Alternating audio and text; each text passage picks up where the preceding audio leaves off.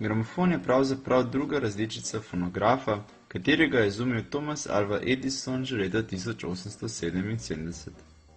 Da bi lažje razumeli, kako deluje gramofon, bomo najprej spoznali delovanje prve naprave, ki je shranjevala oziroma predvajala zvok. To je fonografski voščeni val. Fonografski val je sestavljen iz valjev z utori. Edison je pri prvem fonografu uporabil parafinski papir, ker je bilo v parafin zelo lahko vrezovati črte.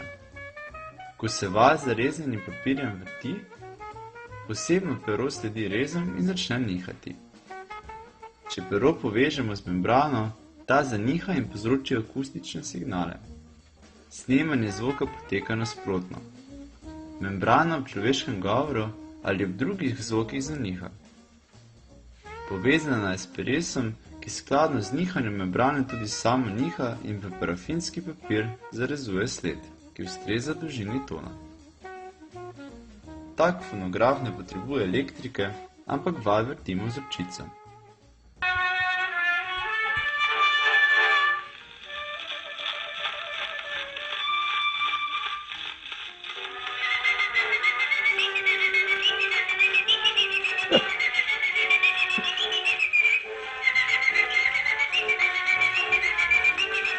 So this is a one-of-a-kind piece. Fonografski val pa ima kar nekaj pomanjkljivosti. Na njih lahko zapišemo posnetek z maksimalno dolžino 3 minut, prav tako pa so zelo občutljivi. Oh, shit. Oh my God. Fonografski cilindre so okoli leta 1900 zamenjale gramofonske plošče in gramofoni. Izumil jih je Emil Berliner. Vinilske plošče so bile prvi tehnološki izdelek, namenjen reprodukciji glasbe za osebne namene. Imele so veliko prednosti v primerjavi s fonografskimi cilindri. Bila so bolj trpežne, bolj primerne za masovno proizvodnjo, najpomembneje pa to, da so premorale veliko več zvočnih zapisov.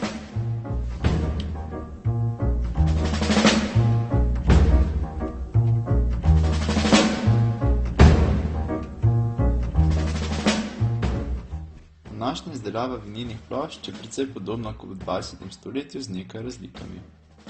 Ogledali si bomo, kako gramofonske plošče izdelujejo danes.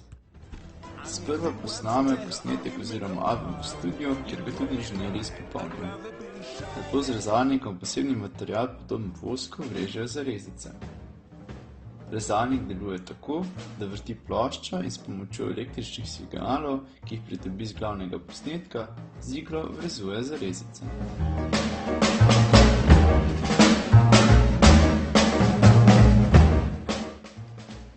V tovarnah to ploščo namažejo s srebrem in jo potopijo v nikeljevo kopel. Poteka proces imenovan elektrogalvanizacija. Elektrogalvanizacija je postopek, pri katerem nanesemo kovinsko plast ene kovine na predmet iz druge kovine s pomočjo elektrolize.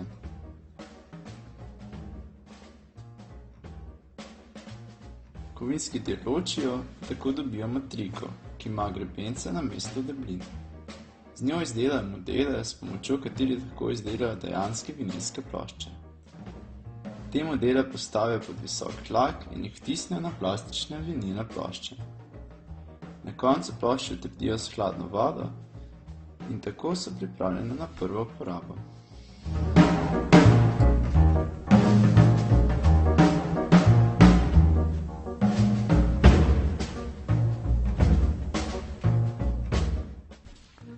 Spoznali bomo, kako delujejo posamezni mehanizmi oziroma deli gramofona.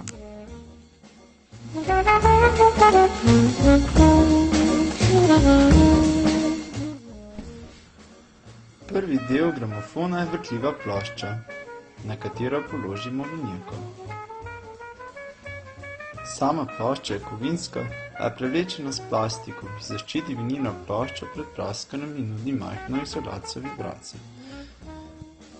To vrtljivo ploščo vrti enosmerni elektromotor.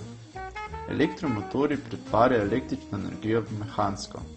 Njihovo gibanje pa povzročajo magnetna polja. Na poenostavljenem modelu si bomo ogledali, kako deluje motor.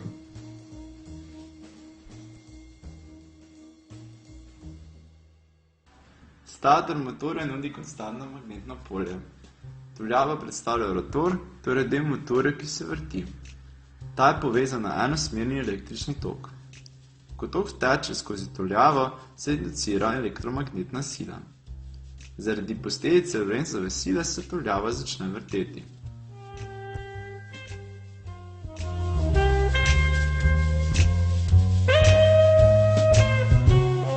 Ampak če bi rotor vseboval le eno zanko tuljave, bi deloval neenakomerno. Problem rešimo tako, da dodamo več zank tuljave.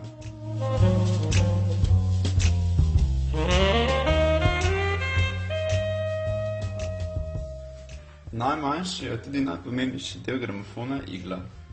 Narejena je iz zelo trdega materiala. Najboljše so iz diamanta. Konica igle je edini del, ki se dotika vinika in pobira vibracije, ki nastanejo z vrtenjem plošče. Tukaj je preprost diagram. Modri del diagrama prikazuje iglo, črni pa ploščo. Leva stran reznine predstavlja levi kanal, desna pa desni kanal. Te strani drobnine povzročijo, da igla vibrira. Igla je na koncu drugega dela gramofona, imenovanega tonska glava. Vrat tonske glave povezuje iglo ter magnet. Na levi strani magneta imamo levo tuljavo, ki pošilja električne signale na levi kanal. Na desni strani magneta pa desno tuljavo, ki pošilja električne signale na desni kanal. Torej, drobnine na plošči povzročajo vibracije, ki potujejo po vratu tonske glave in prispejo do magneta. Ko se magnet nagne k levi tuljavi, s pomočjo te pošljemo majhen električni signal na lev kanal. Ko pa se magnet nagne k desni tuljavi, pošljemo majhen električni signal na desni kanal. Magnet se konstantno premika med dvema tuljavama in generira signale na obeh kanalih v istem času. Ti signali pa potujejo naprej po tonski ročici do ojačevalca. Ojačevalec je lahko samostojna oprema ali pa je del električnega kroga v drugi napravi, kot je v primeru gramofona.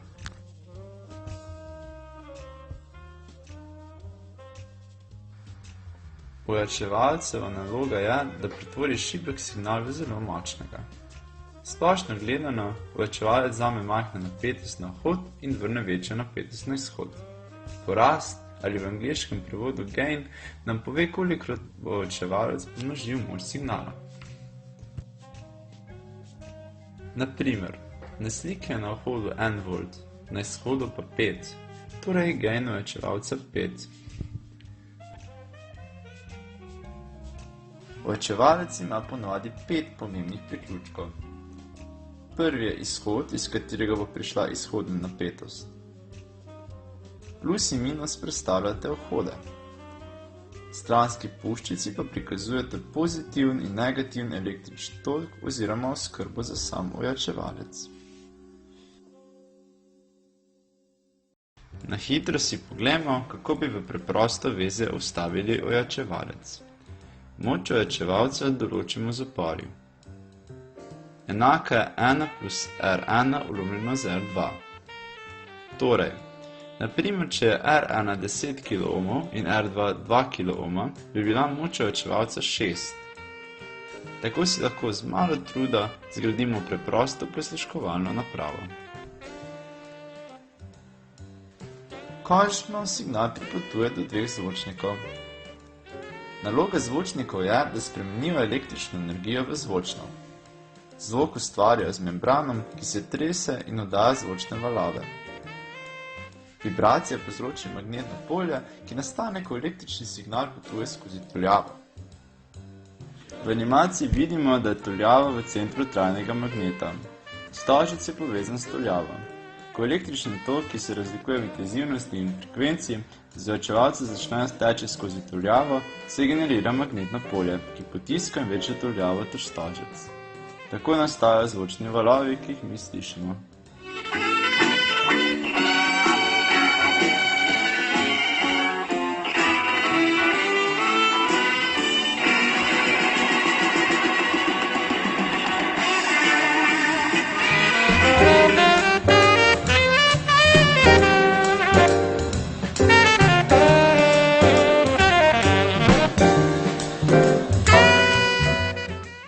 Pa ponovimo. Igla z veliko natančnostjo sledi zarezico na plošči, katero vrti majhen elektromotorček. S pomočjo tuljave in magneta se v tonski glavi ustvarja šibek električni tok.